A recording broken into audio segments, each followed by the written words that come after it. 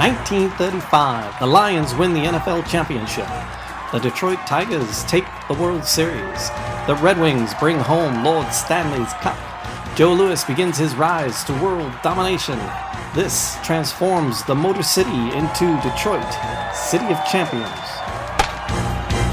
And there is the crack of the bat. We're live with the podcast, Detroit City of Champions. Episode number 42. Oh, we're all about Joe Louis, and it's all about the amazing 1935 year, chronicled in a trilogy of books written by Charles Avison. I'm Jamie Flanagan, and we're just unpacking these stories, enjoying the heck out of them. And we're on to Joe Louis. Yep, we've made it through the Tigers, the Lions, the Red Wings, and here we are with Joe Louis. We're making our way through. And people have made it along with us. And what I want to ask everybody to do right now is if you're listening, go to whatever podcast listening platform you use, and you either collect or subscribe or like, share, whatever it is. Subscribe to the podcast. Subscriptions are reasonably priced. They are absolutely free. So, yeah, that's a great price. So yeah, that's actually why they've changed the name to following, and because people thought it's like, oh, I got to subscribe to the podcast. So when people think of a subscription, they think they have to pay. You know, you pay for subscriptions. Sure. You know? But podcasts, generally speaking, like this one, free. Yeah. Free for the taking. Free for the asking. I was thinking about something today. I was telling a story to a lady in the store today, and it's sort of my standards. This is the way I tell the story. You know, when I first meet somebody, they've never heard of it before, and she, you could tell she was, she was somebody that's not necessarily interested in sports. But she does love Detroit, and she does love history, just stories. And I mean, who doesn't love a good story? Right. And it's the thought that came to my head was, she was just like, this is like the greatest story, and I was just thinking to myself, like, kind of after I was done talking to her, it was just this weird feeling. I'm like, I mean, it's not anything that like a revelation or anything, but the thought is like, this is a great story, man. Oh, unbelievable. This is an unbelievable story, and it's too good for it to. This story is coming back, is what I'm saying. Right. This story is going to make its comeback, and for anybody that's listening to us right now, our sort of skeleton crew, our loyal followers, you are at the very beginning. You're here with us now, and you'll be here with us. When this thing makes its comeback, and it's going to make it. And that was like what kind of dawned me. I'm like, hey, we're not trying to make this story come back. This story is going to come back. And you that are listening to us right now, you are at the ground level. You are listening to it at the very beginning of this thing coming back. And down the road, it's going to be massive. You're an early adopter. Yes. I remember listening to that. Exactly. Old school. Exactly. Yeah. If you didn't start before episode 35, man. That's what I'm trying to say.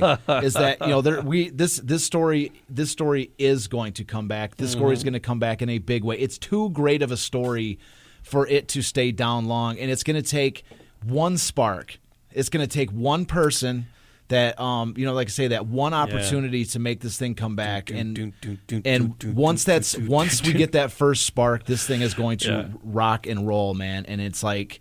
And so like I say, thanks to anybody, to all those people that are listening, and and if you haven't done so already, please collect, subscribe, like, follow, whatever it is on whatever platform.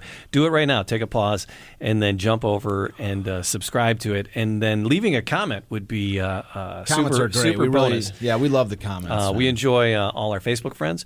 I want to try to do an episode because we've had some amazing people chime in on the YouTube videos. And on Facebook, like sons, grandsons, cousins of people we've talked about. And so Geringers, somebody related to them. There's been a few. And so I want to do an episode where we can reach out and talk to those people and just say hi. Sure. And I've got some people on my, just on my Facebook that I've built, like, Norma Smith is a friend of mine, like she invited me over to her house. I got a ton of Red Wing stuff from her. Right. People like that, like there's, Yeah, so I definitely want to do that. So, as the show progresses, because there's so many stories to talk about. You know, Absolutely. we've got the horses and the boat and the golf and the track Wait and till field. we get to Garwood, man. Yeah, Garwood is just going to be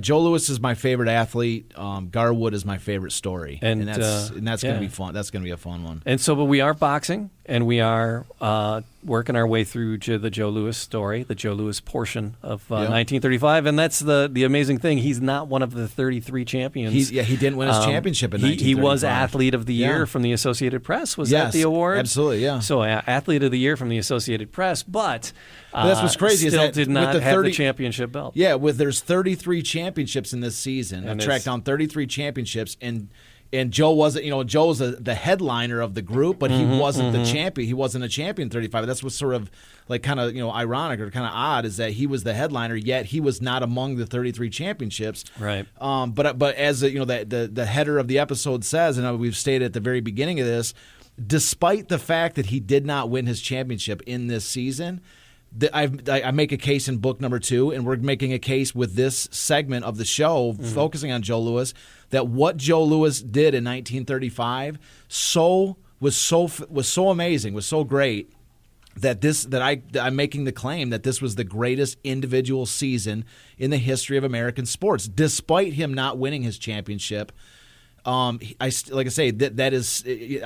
believe that we have a case, an incredible case to make, that this was the greatest individual season, and that despite him not winning the championship. Right. You see, so we're already starting out with a handicap, because all these other great seasons that we're going to be, that are to compare to, that are all capped off with a trophy or a ring or they usually begin with the fact that person won a championship or won a was part of like the signature moment of some championship accomplishment, and then they work down from there. They're like, not only were they championship, but they're also an MVP, and then they won like 3 an All-Star, and they won like the batting championship, and they did this and that and this and that. And so they usually work down from there. Yeah. For us, we start out with a handicap that we can't start with beginning to make a case for Joe Louis and this being the greatest season ever, individual season ever. We start with a handicap that Joe did not win the championship. Right. And so we have to work down from there. But that's what we're saying, that the 35 year was the greatest individual season, even though he didn't cap it with a championship. Yeah, that's what I'm saying. So we're starting out with the handicap of that, and despite that handicap, we're going to make a case that this was indeed the greatest individual season. So we talked about the Brewster, where he got his starts. We talked about some history in the boxing, and that's bringing us up to where Joe starts having some legitimate, serious amateur fights. Success. Yeah. He fought his way through the amateur ranks. Golden Gloves. Last episode was all about the Golden Gloves. Yeah, Golden Gloves in Detroit.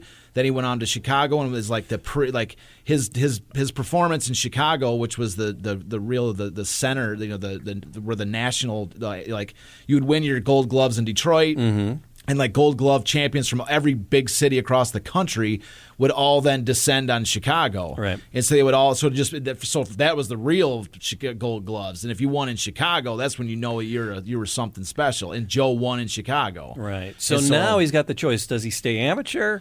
Does he go pro? Well, so that was a situation facing him and John Roxborough was that he was sort of at the pinnacle of the amateur career, but he was a light heavyweight. He was a light heavyweight, which is one step below a heavyweight. And so it's all of course based on your how your weight class. And so did he get bumped from something by like an ounce? Was it? Oh yeah, that was it. So he was ready to fight in the international. After Chicago, there was an international championship in Chicago where he was about to face a strong Polish team, and he was disqualified because he was 2 ounces over the 175-pound light heavyweight limit. Yeah. And so he would have had to fight as a heavyweight, but he didn't win the heavyweight belt, to get himself there. So he couldn't plan it.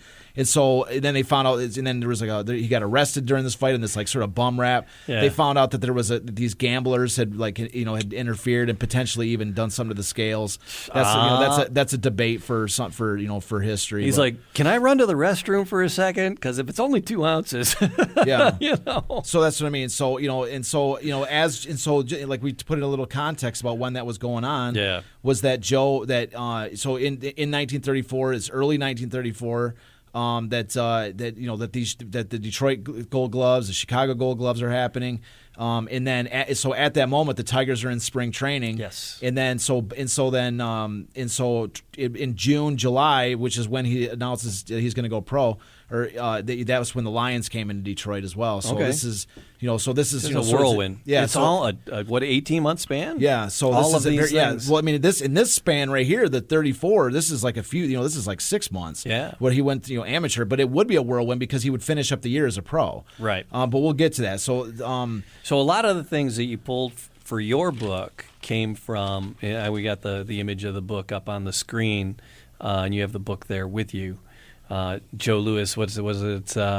So yeah, I just want to Great Black So he's Hope. 20. Yeah, so he's 20 years old in 1934. Just to let you know. Okay. So that's what I was looking for. Is how old? I thought that was He the was next question 20. you asked. Yeah, 20 years old. So but yeah, so my book really focused on the 34 and 35 seasons and him as a pro. I did a very brief run through of his sort of amateur career. But that's why I broke out the And Richard that's why Back we're doing. book. That's why we're doing the podcast. Exactly, So we but can that's spend why. more time. But that's why I broke out Richard Back's Great Right. Black Hope by Joe Louis. Like I say, we've said before, Richard Back is really the dean of Detroit sports historians. That's somebody I'd love to meet on the show. Like if we get to the point where we could bring in like special guests and call up big namers like. He's a big name for me. I would love. I've been reading his book since I was a kid, and so I would absolutely love to meet him one day. But anyway, so a lot of the information we've been talking about for the last few episodes have really been coming from this Richard Back's book, because it is. If you haven't read it, it's a phenomenal book. It's really it's his whole life story. But he does a tremendous job, painting this picture of Joe Louis. When he. Coming from his birth, his family, coming from Alabama to Detroit, the Detroit of the 20s and 30s, he paints this phenomenal picture.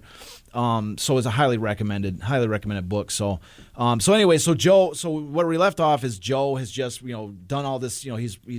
He's risen to the top of the light heavyweight championship. Amateur, the amateur world as a light heavyweight championship. And so John Roxborough, who was the guy who really was the first major person in Joe's life to he started putting money in Joe and started allowing Joe to focus on boxing instead of work. Yeah. And actually give him shoes, clothes, feed him good, do stuff that he needs to do. If you're in order going to pro, train. you really. He at the time John Roxborough was financing him when he was an amateur. Yeah. So he was putting money in him as an amateur, and as such, he had exclusive rights to if Joe did go pro. Okay. Then he had exclusive rights to make money off Joe. That's how it works. That's how if you identify a promising amateur, you put money into him, they sign a contract with you. When they go pro, that's how you make your money. Right. You see, so is he a what it reputable was. guy though? He's Absolutely. Yeah. John Roxborough's a very solid guy. Okay. So he would he made his money in he made his money in running numbers, which we talked about a little bit in the last show.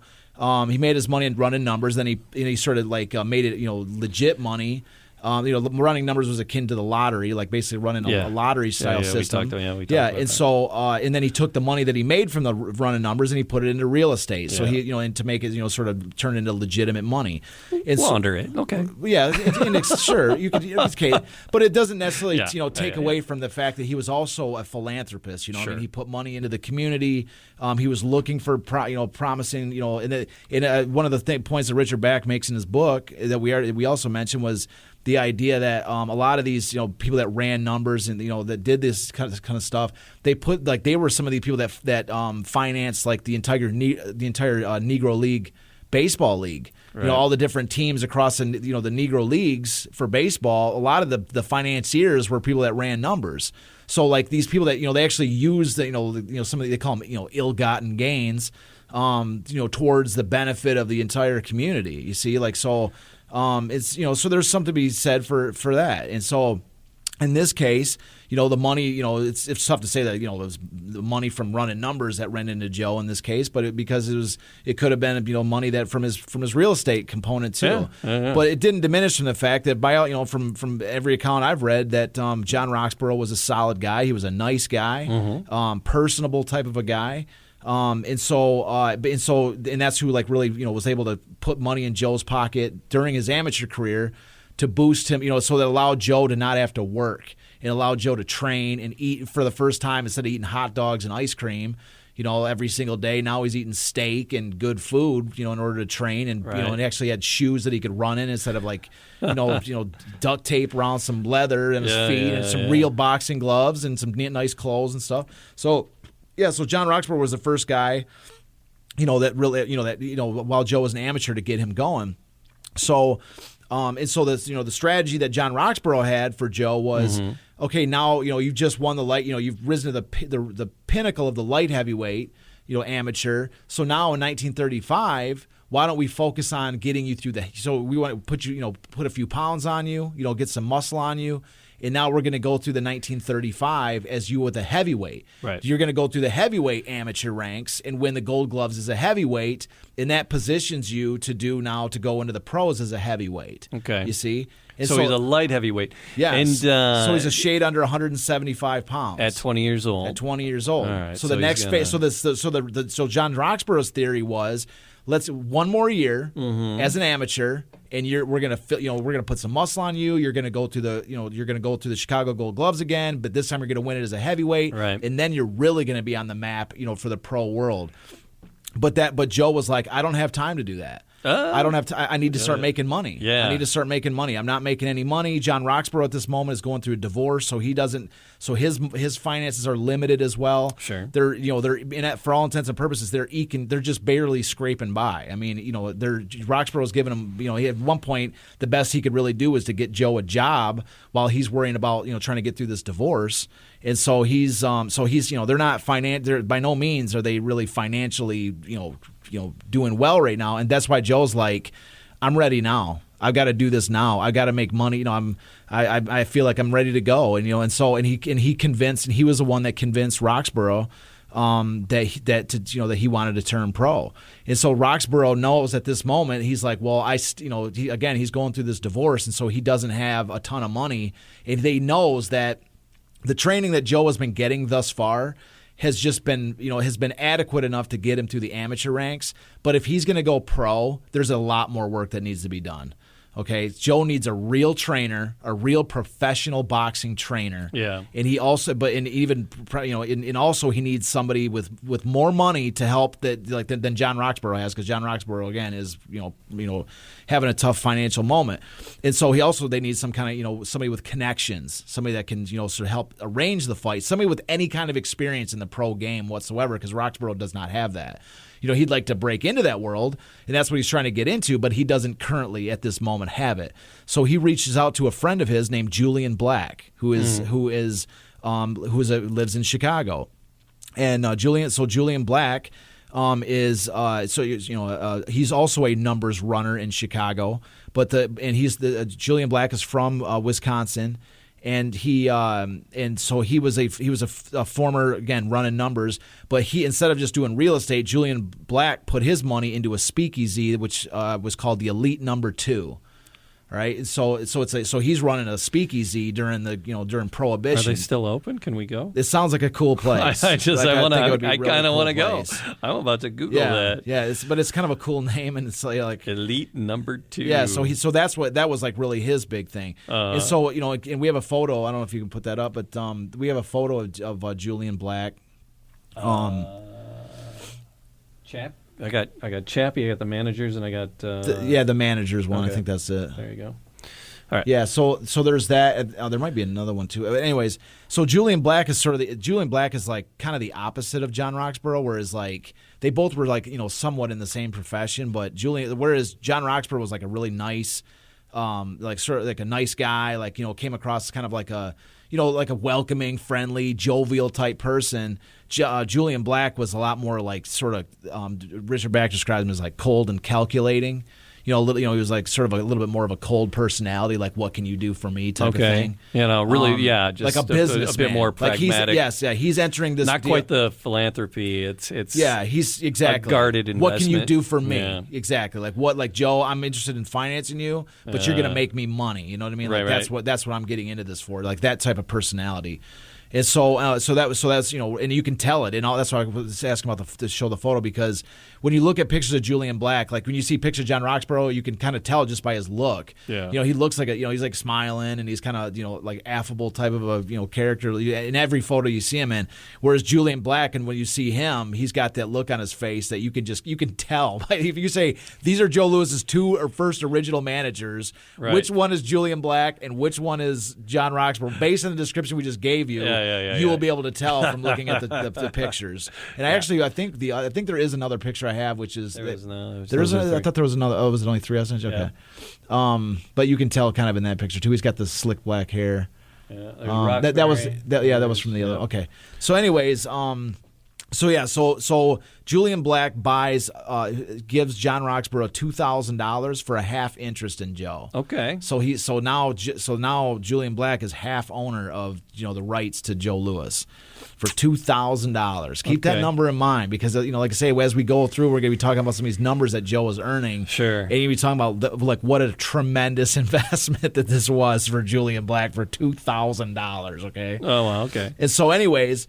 And so Julian Black is, now it's John Roxborough, Julian Black, and Joe Louis. So now this leaves the final component of a trainer. Okay, they need a trainer for Joe, and so Julian Black had even the words of Richard back from his book. He knew exactly the guy he wanted to get. Okay, he knew exactly the guy, and this guy's name was Jack Blackburn. Okay. And we have a photo. He's on that same photo there too, but I think there's another picture of him. He's a boxer. The boxing images. Mm-hmm. So one of the great like anybody that's seen Rocky, or some of these movies that have like that trainer. Where Rocky's such a perfect example. Lay off the dames, exactly. Rocky. Yeah, like weaken the Mickey, legs. Mickey, where he's that hard-bitten old fighter who's all crusty and all that.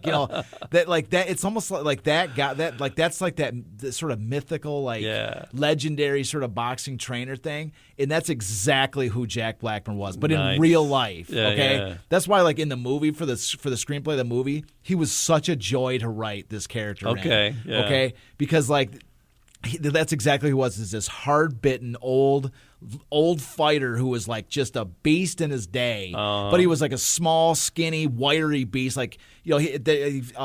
Born in Versailles, Kentucky in 1883, began fighting at the age of 16.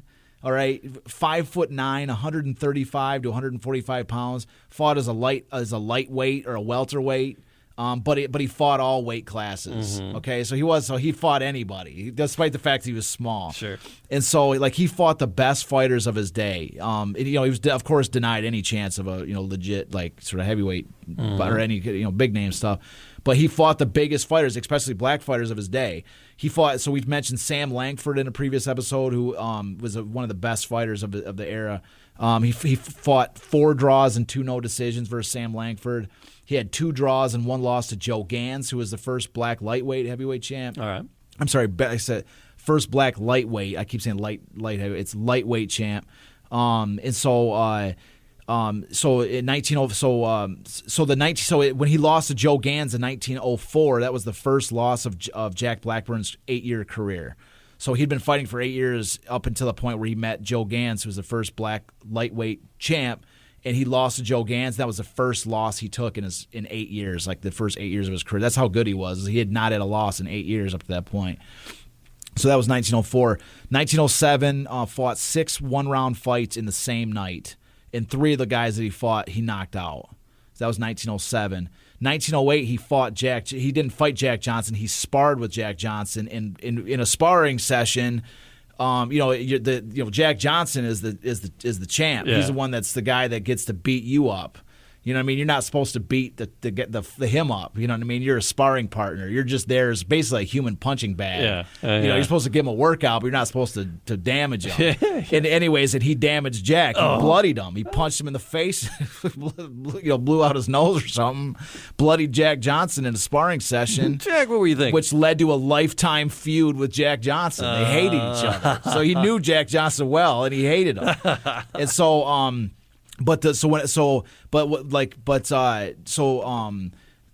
one of the most distinguishing feature of Jack Blackburn was this deep knife scar in his cheek. Oh, because it was a result of he was a raging alcoholic. Okay. Raging alcoholic. Okay, and so that knife scar was a result of a night, of fighting or getting drunk and fighting or something. Yeah. Where he was known to have again, according to the book, Richard Bach's, a murderous temper when he was drunk. That's how, yeah. Okay. And so that knife scar was a result of some night, getting. It was not a Glasgow smile, but no, this was across his entire cheek. All right. Was this huge scar, and so in January 1909, during one of these murderous rages, he shot 3 people and killed one of them. So he killed a guy named Alonzo Polk. And he also shot Polk's wife, and he shot his own girlfriend, Blackburn's girlfriend. Jack Blackburn shot his own girlfriend or mistress or whoever she was, whoever, and so he shot 3 people that night. One of them he killed, and he was sentenced to 15 years in jail.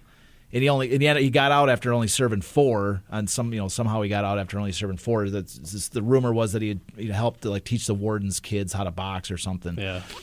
So he went to jail for murder. Oh.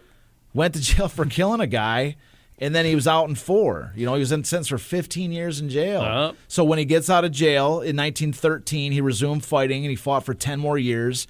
His fight record is somewhat difficult to come to numbers. It's tough to say.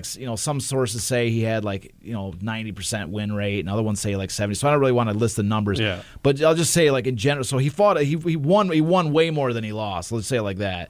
And so the official fight counts say that he had 168 fights, but unofficially he had fought over 400 times. That was what he, according to his accounts, was that he had fought over 400 fights, which is that's an insane number of fights. Yeah. And so after he finishes his fight career, in 1926 he becomes a trainer, and so in 1926 he is the trainer for a guy named Sammy Mandel.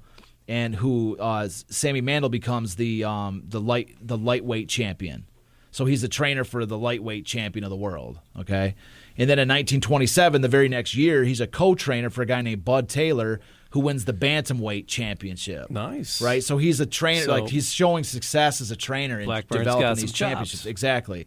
And so that was 1927. Mm-hmm. And so in 1934, so it's a few years after this. This guy's been bouncing around the country doing whatever, right? Drinking, training boxers, and doing whatever. And so anyway, by 1934 he's in Chicago, and he's in this gym called George Trafton's gym, which is this, it's a boxing gym, they're training and everything. And he's just there training random fighters, making money, giving lessons or whatever. Right. And George Trafton was a former NFL player for the Chicago Bears. This big Dump line and Bears stuff, yeah. And so anyway, so he's there, and so Julian Black is knows about this guy, and he's this guy, Joe. Here's Joe, this little puppy dog, shy, sweet, sweetheart of a guy. Here's this cat who's up for murder. Joe, the story we told about Joe, his mama, he's Joe's mom was he's a good boy. Take care of him, Mr. Roxborough. Take care of my boy. Joe's Mama, don't do that. Joe's this sweet, nice guy, and the guy he's gonna be trained with. That's why this story is so fantastic, because he goes to meet Jack Blackburn, who's got this knife scar. He's just this crusty old trainer who goes, because his first thing he says to Joe,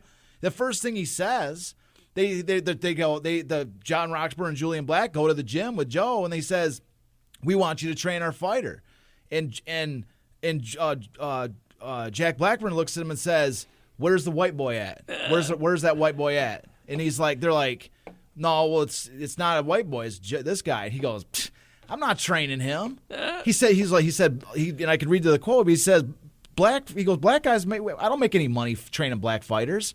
They don't get any good fights." And so Jack Blackburn was, he grew up in this boxing world. He's what black boxers don't make any money. Yeah. He's like, they can't get any fights. They're not going to go to the top of anything. They're not going to get any opportunities to win any championships and draw real purses. Yeah. And that's how I make my money is getting cuts of the purses as they increasingly go. It's not he goes, it's not worth my time to train. I'm a legit boxing trainer, and I'm not training him, Yeah. And so the way that they were able, and he said, when he said I can read the quote, or I can just sort of say it on my own words. But he says, I'm not. He goes, unless you got a world beater, he's not worth my time. And that's when Jack Blackburn and Julian Black, they look and they say, he's a world beater. He is a world beater. So these guys had faith in him. They have faith in him. And not only that, but they were like, not only that, Jack, but we are going to give you basically guaranteed money to train him. Oh. Like a good solid wage that was above and beyond like what a normal trainer would get. Jack's like, well, you have my attention. Exactly. That's what it was. Is they in essence sort of, it wasn't just the fact that like, well, he is a world beater, and he was like, okay, I will do it. It was it's like, they're like, and here's the salary. And here's some more extra money. He's like, okay, deal. You have my attention. So now you really have my attention. Back yes. in. Yeah, and so anyways, so this is like, sir, I've actually got the quote. I wanted to read this. Yeah, so bring this it up, is like because it's a great book, man. Yeah, it is. We It's a keep tremendous raving book, about this, and so they where is it? So this is Blackburn sort of his own words. So when he first meets Joe, he said, so bring around this white boy and I'll look him over, Blackburn answered. Told that Joe was black, he quickly had a change of heart. I won't have no truck with a colored boy, he said. Colored boys ain't got much chance fighting nowadays unless they happen to be world beaters.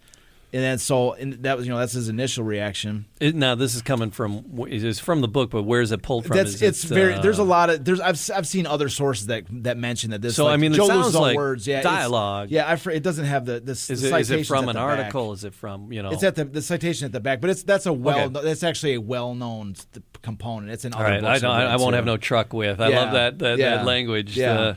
So when Joe first met Blackburn, the world-weary trainer had just, and this is Richard Back's words, when Joe first met Blackburn, the world-weary trainer had just turned 51 and was showing the effects of arthritis and alcoholism. Nonetheless, said Freddie Gunyard, who would later share a room with Blackburn after becoming a member of the entourage, he was the man who made Joe great. Oh. Blackburn's initial impression of his new charge, a big, easygoing Negro boy with high-water pants and too much arms for his coat sleeves, was far from overwhelming. So you think you can get somewhere in this fighting game, he asked Joe. Well, let me tell you something right off. It's next to impossible for a Negro heavyweight to get anywhere. He's got to be very good outside the ring and very bad inside the ring. Mr. Roxborough, who has known you for quite a while, is convinced that you can be depended on to behave yourself, but you've got to be a killer. Otherwise, I'm getting too old to waste any time on you. Wow. So as we've talked about, that was one of the things that Joe, that was one of the issues that Joe had and would have, was that he didn't he wasn't a killer. Right. He didn't want to. In fact, the one fight we talked about at the end, he would have won. He would have knocked this guy out to end this one tournament, and he didn't finish him off because he didn't want to hurt the guy. Yeah. And so he didn't have that killer instinct. And that was the thing that so they got to bring that out a little bit. Not a little bit. They got to bring it out a lot. And so that's what Blackburn is going to have to do. That's what his job is going to have to be, is to bring this. And what better person is this guy than Jack Blackburn? Well, than a killer. Yeah, than a guy with a murderous rage and an actual killer. A guy who's who actually so. But the thing about it is that what we're going to see here, especially as the story unfolds, is. Here's these two guys that are totally polar opposites. Like Jack Blackburn is, as you said right there, the quote, a world-weary traveler who's been through the ring wars, who's got this murderous temper, who's got this total alcohol, string of alcoholism, knife scar from some crazy, drunken night. A rap sheet from murder. Yeah. This is and now he's got this, Joe, who's like this complete opposite of all of those things. Complete opposite. Yeah. He's a sweetheart. I don't know what to walk. He's a complete opposite of all those things. And I think that what's going to, and so what emerges between these two guys is this, they both help each other out. You know what I mean? They both teach each other things. It's not just one way. Right. It's not just Jack Blackburn teaching Joe to be a killer. Sure. He's also teaching, he's teaching Joe about, like, this is why I'm like this, Like, I've been through hell. I've been a hard-ass life, Joe's had a pretty hard-ass life. And Joe has, too. On the way. And he has to show... Jack Blackburn potentially this side, which is like you can have this, but you can be good, you can have this, you don't have to be, completely brutal, all the time. Like, he kind of brings him into this, like this world of like where he's a genuinely good person, and that Jack's life is not just.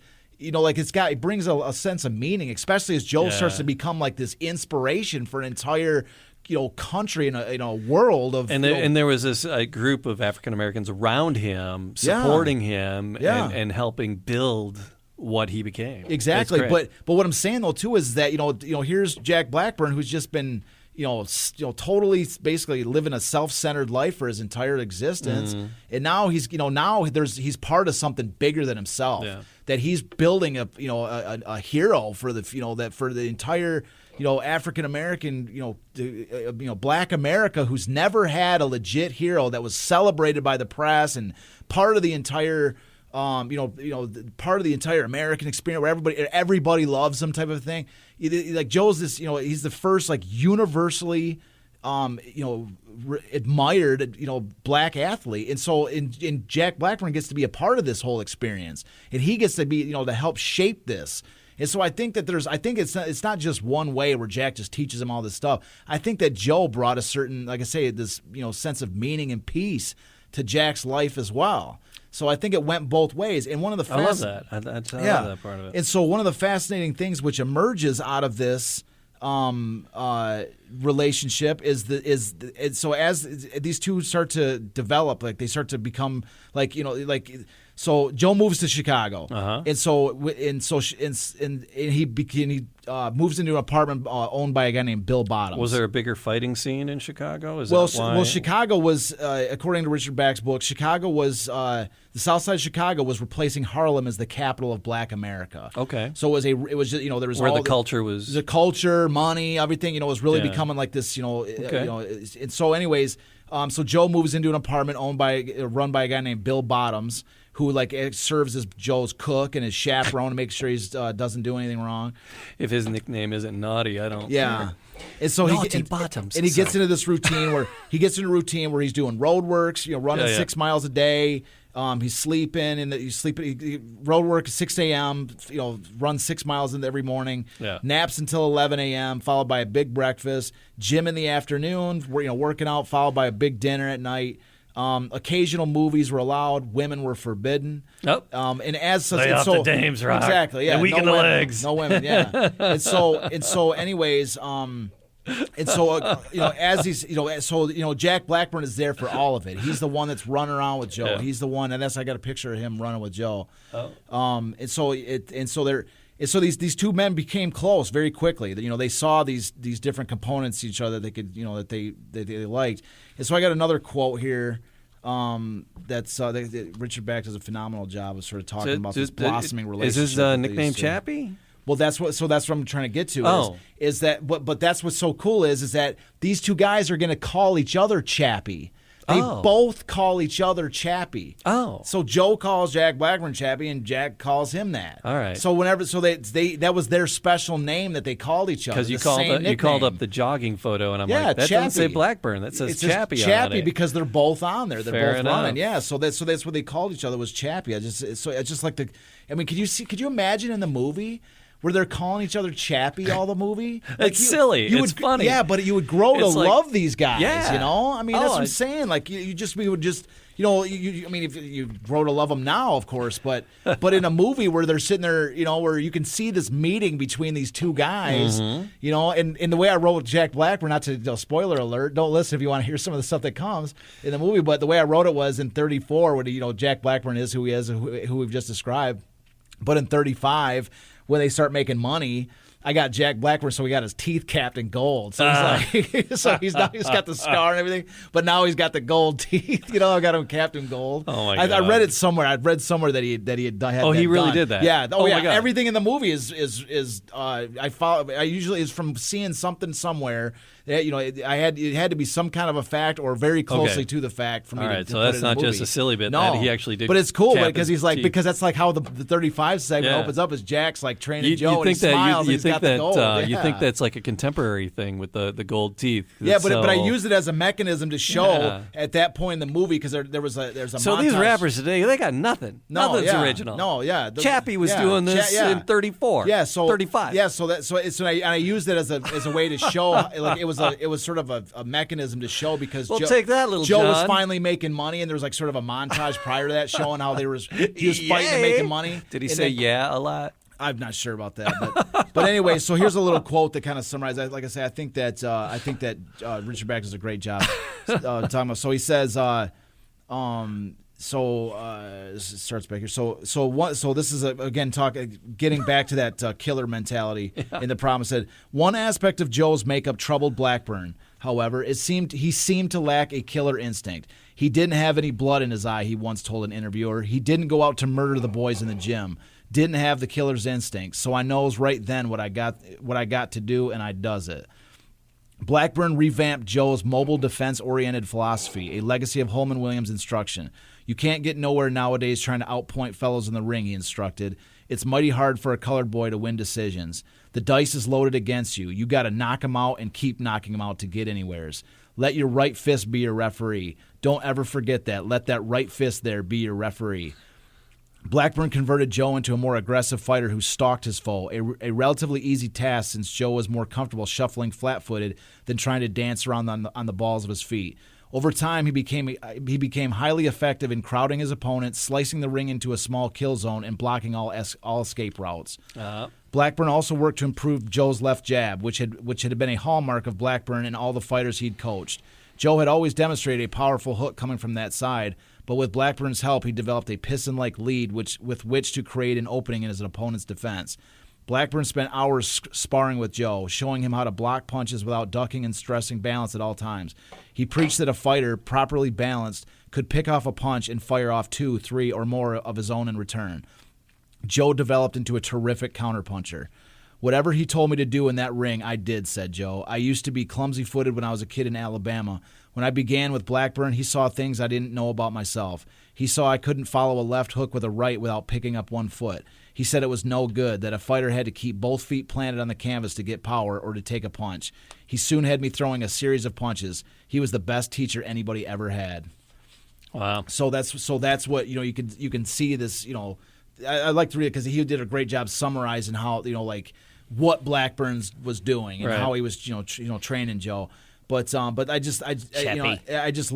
love they call each other Chappie. That's what I'm saying. That's kind of where I want to end here. That's why we call this episode Chappie because, like I say, now having heard the story of what that meant, the name Chappie, it's just such a poignant thing. Yeah. It's just, especially like say hearing about it now or seeing it in the, in a movie where there's, flashing to like the story of Rocky as we were talking about with the, Rocky and Mickey, his trainer.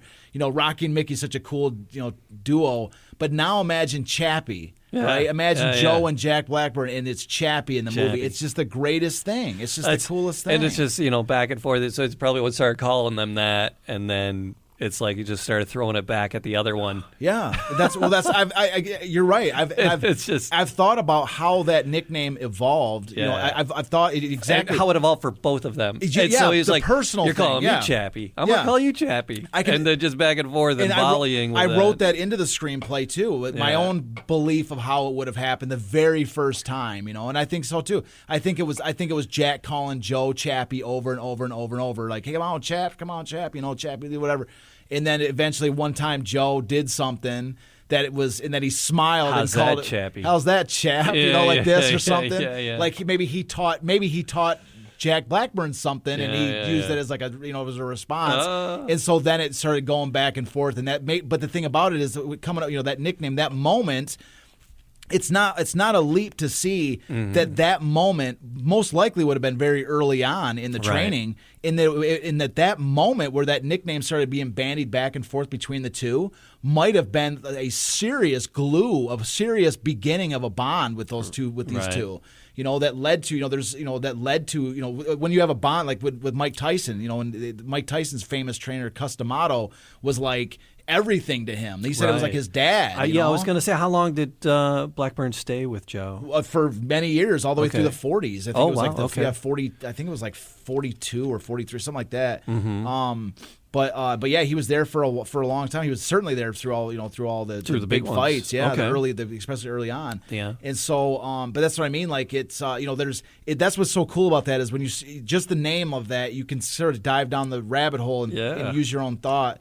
And can see that that's where this this bond between them potentially even began with when they started bandying that nickname back and forth between each other. And then could you imagine John Roxborough and Julian Black seeing these guys calling each other Chappie, and then they're just like, they're like, dude, this is going to be awesome. Yeah. These guys are bonded. They're, look at Joe's like, learning how to fight, and all this. Like, this is the coolest thing in the world, But we're training, right? So what's they're getting ready. This is where we're going to leave off today, but they're getting ready because Joe's going to turn pro. Okay. There's no time for wasting because he's going to fight a bunch of fights while in 1934. He's training, is he still doing occasional amateur fights here and there? No, he's no longer an amateur. He's ready. He's straight pro. He's just training, putting on the weight. He's putting on weight, getting in shape, up, and learning how to fight in a professional environment. And in the meantime, his managers are looking at they're booking fights for him. And the goal, I love the photos though. They're amazing. It looks like it's such a bond. Yeah. It's just these two guys. Yeah, and so the goal for the managers now was they had to find other professional fighters, but what they were looking for you don't want to put Joe up against some superstar right off the bat. He's a raw bones coming out of the amateur ranks, and he also skipped a year because they were saying this is his first time ever fighting as a heavyweight. He's been fighting as a light heavyweight all the way up to this point. Yeah. And so now, light heavyweight and heavyweight pro. Yeah, so now he's going from light heavyweight as an amateur to a heavyweight pro. So he's fighting a whole different size of boxers now. Right. So different style, different. Yeah, now as a heavyweight, they could be as big as they wanted. Now they could be massive. And before they were capped at 175, so they're always going to be right around his size. And so, but now as a heavy, he can fight any number of guys. It can be as big as they want. But the heavy where's all the money is. So you got to be like that right hand, be your referee. Exactly. You got to So, but You're the not thing looking for the decision.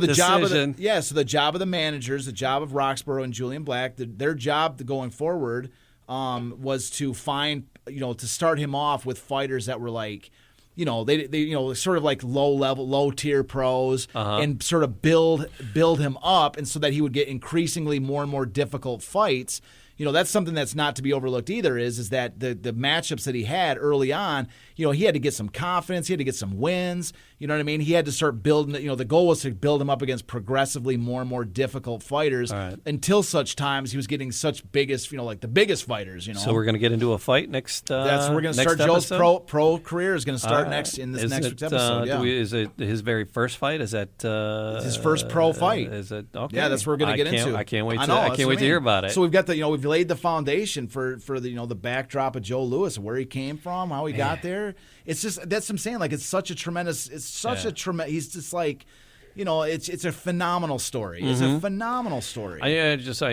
Name dropping, but meeting his son and talking to his son and how much he admires his dad and the reverence he has for his dad, and it's how he tries to keep the legacy alive in a very positive way.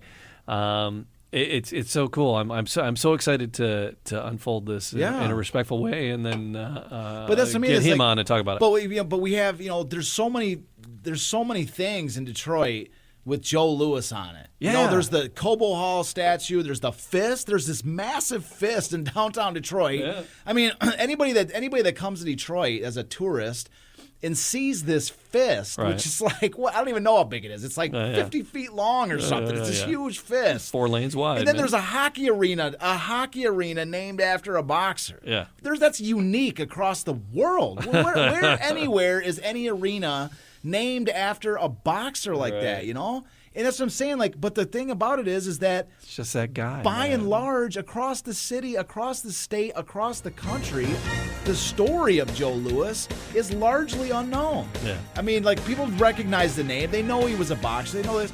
But I don't think they realize not just the story, but just how good he was. This guy, I mean, you look at Boxing America, the Ring magazine, he's still listed as the #1 hardest puncher in the history of boxing. Oh. #1. Joe, like he's a consistently ranked as one of, if not the greatest fighters, greatest boxers ever. And this is where that story begins. And that's what I'm saying. Like, that's some, I love this stuff, man. Yeah. So I can't wait to really bring it out on film, because again, we've said this before, there's never been like a Hollywood A-list blockbuster movie with Joe Louis, and it's one of the, and I mean, it's something that needs to be told, and it's a story that I think is going to have, in this world that we currently live in with all the issues and all this, I think that it's going to be a tremendous story to bring out. I think that there's a ton of relevance. Thank you for writing the books. My pleasure. Thanks, Richard Beck. Thank you for getting involved with this whole project, James. For his book. And, like I said, I'd thank love to meet me him. for the City of Champions podcast. Absolutely. I do thank you, Jamie. No, I appreciate it. So, and thanks to everybody who's listening and watching the videos and the audio podcast. Absolutely. We appreciate it. Like, subscribe, leave a comment. Follow on Facebook and YouTube, and then say hi, leave a comment. We appreciate it. Till next time, put 'em up.